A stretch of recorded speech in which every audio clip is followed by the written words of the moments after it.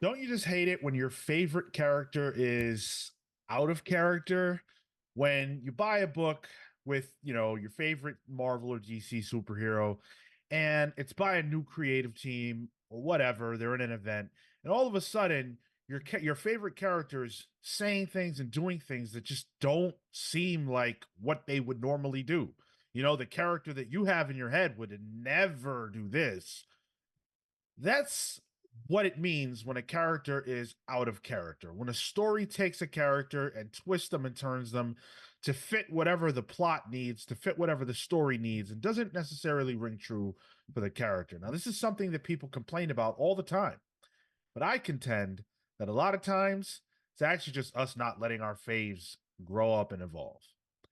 But there are some real out of character moments as well. And I want to talk about examples where it's definitely true and somewhere, there's room for a conversation, if you will. Now, in my mind, when I think about a character being written out of character, I immediately think about Captain Marvel. Yes, we are talking about Carol Danvers. And the reason why is because before Civil War II, everybody loved Captain Marvel, whether it was when she was Miss Marvel or when she got the rebrand and they were clearly trying to push her to the moon. Captain Marvel was beloved. Hmm. Civil War II came around and Bendis, paired her up against Iron Man for the 10-year anniversary celebration of Civil War. Celebration. And in conjunction with the movie release. And Captain Marvel all of a sudden was making decisions that people didn't agree with. Now she's on the side of the government. Now she's on the side of using a precog to basically stop crime before it happens. Now she's putting Iron Man into comas. People got really upset. For some, it ruined the character going forward.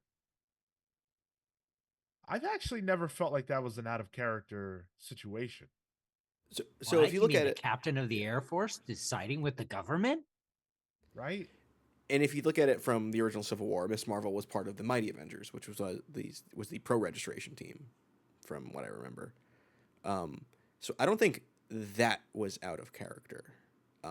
I still maintain it didn't do anything for her character in Civil War Two.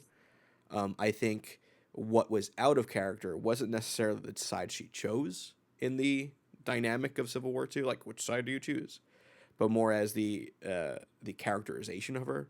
She had become a much warmer character in years, and one that had a supporting cast and was kind of uh, being, I guess, rehabbed to be a more friendlier person. And then she went straight back to her, original Civil War era kind of militaristic government, stooge kind of persona in that. And that's what threw me off. Not necessarily the side she chose, but the characterization of her during that, if that makes sense. I mean, for me, I wasn't really reading Captain Marvel's books at the time.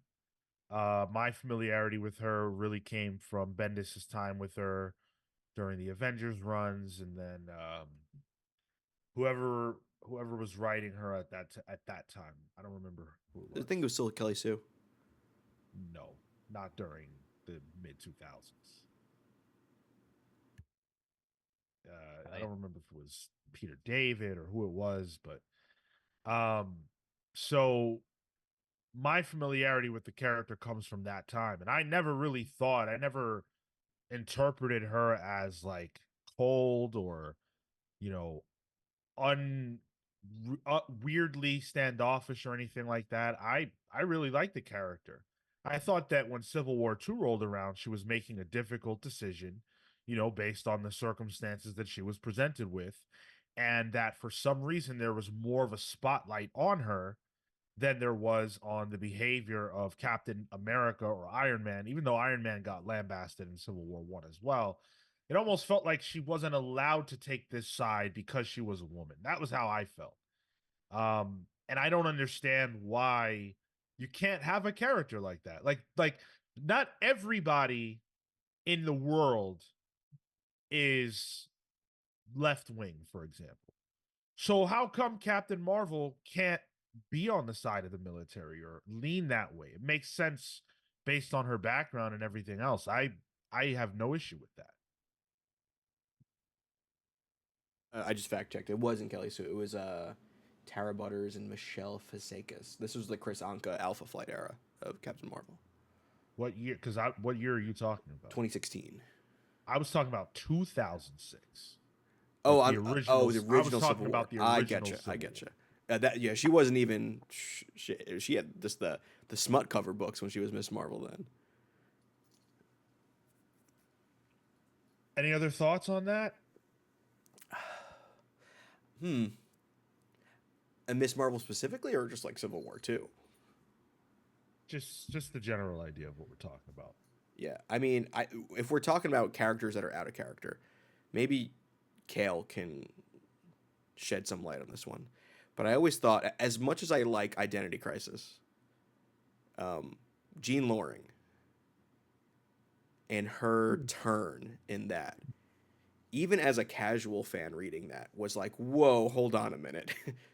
Her essentially being the main villain of that whole book, you know, offing Sue Dibney, causing elongated man to die. That was rough for like a civilian love interest character to kind of do. And I think also because it sort of begs the question, like, would a superhero sort of choose a partner who would not that you could predict these things obviously, but like, would a superhero choose someone who would murder a really good friend? You know, uh yeah, I can see that. I can definitely see that as like a hard character uh point.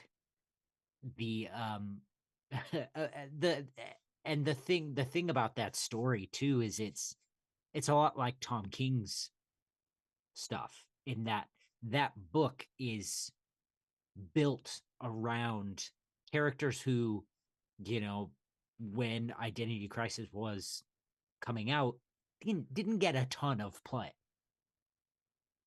You know, the Atom had books that came out, but by the, what was that, 2005? It had been 20 years since the last one. An elongated man had already been supplanted by Plastic Man, who also barely got any play at the time. So Yeah. So, it's for, I have to imagine for Meltzer, it was a cool way to add intrigue to these characters and add a layer of personality to them to make them more interesting and to serve the story. And I, to be honest, in that story, I always kind of admired that level, that technique, and that it's exactly what I said, adding that sort of level of possibility to them. and does it? I think it also helps that it is a lesser tier character that is changing that drastically. It's not a Captain Marvel. Certainly. But I think you and I are both Identity Crisis apologists. I think. Well, and then the broader problem with it that I have is that not too much later, if I'm not mistaken, she's revealed to have been possessed by Eclipso. Yeah, immediately And retconned. Yeah. it's not even in that book.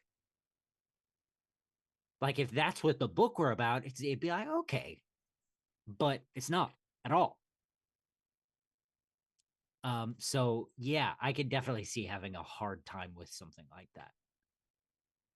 Well, you bring up Tom King, and we mentioned Crisis, and the one that I think also jumps out to me is Heroes in Crisis with Wally West.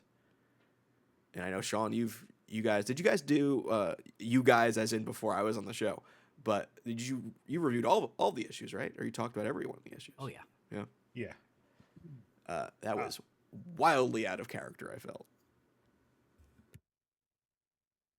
Go ahead, Cale.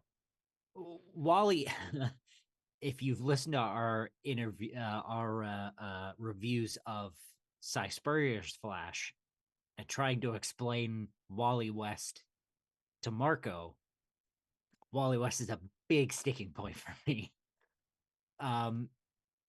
Because to me, that character, like we're talking about, has a voice, has a history, has a, you know, a certain amount of cachet that you bring in with the character.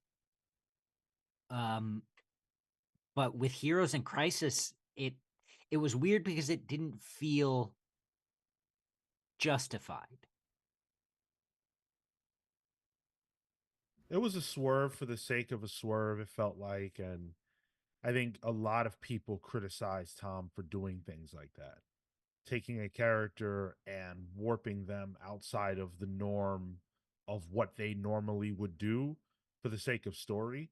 And I think a lot of times, for me at least, it's a lot more forgivable because most of the DC stuff that Tom has done has been out of continuity. Yeah. But Heroes in Crisis wasn't.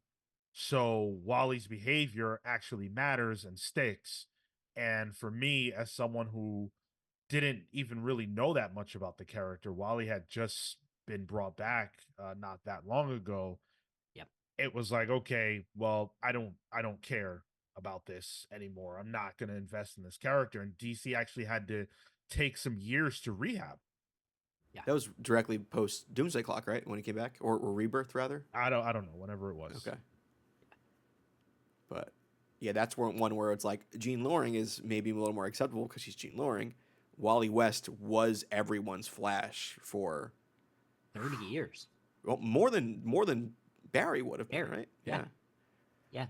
He was the cartoon Flash. He was the JLA one. So that was bonkers for me. And it was also something where like I was enjoying the story, but because of that one character moment being out of character, it took me out of the story by the end of it.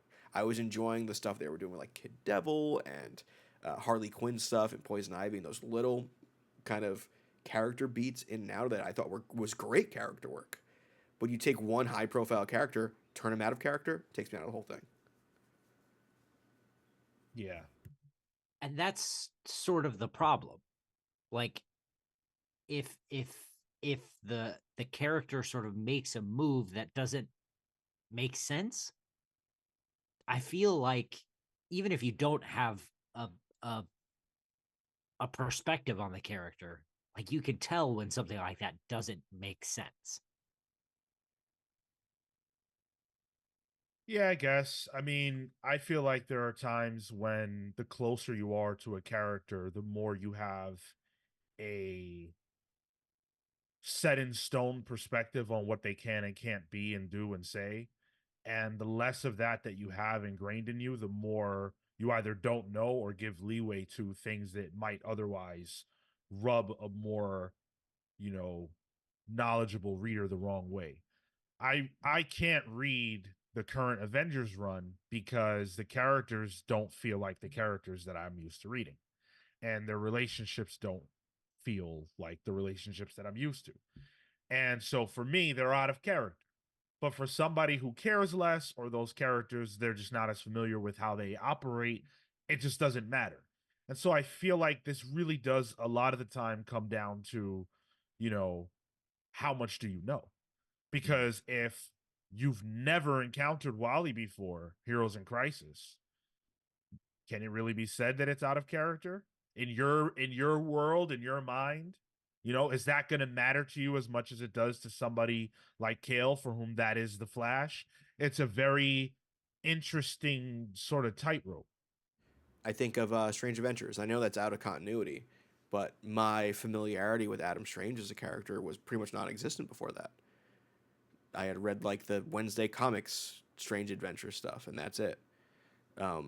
So the choices Adam Strange makes by the end of it could be out of character if you've been a long time reader.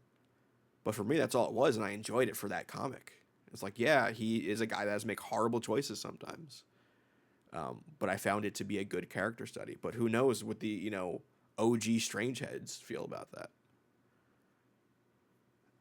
I think Strange Adventures is also an interesting case because it's also a story about war. It has contextualization. Jean Loring didn't quite have that. We didn't see her losing her grip with her sanity or her mental illness or whatever the modern explanation would be, right? And it was just kind of a couple of lines at the very end, and then the mystery was solved. Yeah. Yeah. I mean, that's, a comic book event taking a character and trying to shock you with them. I Yeah. don't know. The Gene Loring thing really never meant anything to me. And, I think that's what it comes down to is like that's a bit player. Yeah. Um, you know, this is a big deal when we're talking about major characters, who people have relationships and connections to. Go ahead. But even still, I think you could say the same thing about Wally in Heroes in Crisis. Of course. Like the contextualization of that wasn't there. You know, it I think was it was. Wasn't there was an explanation in the book for why he did that.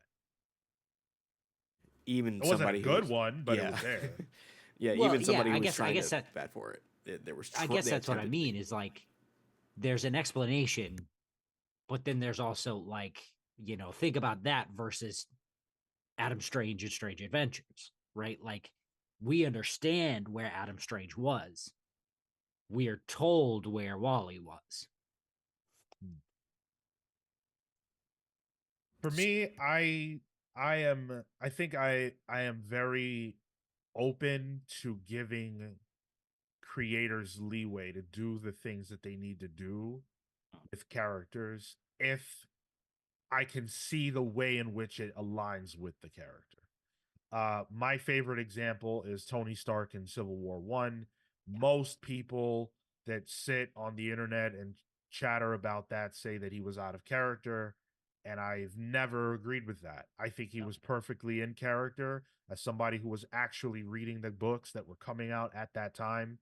I don't think there was anything weird about that at all because he is seeing the future and he sees that there is a very bad outcome if they don't try to figure out a way to do things a little bit better.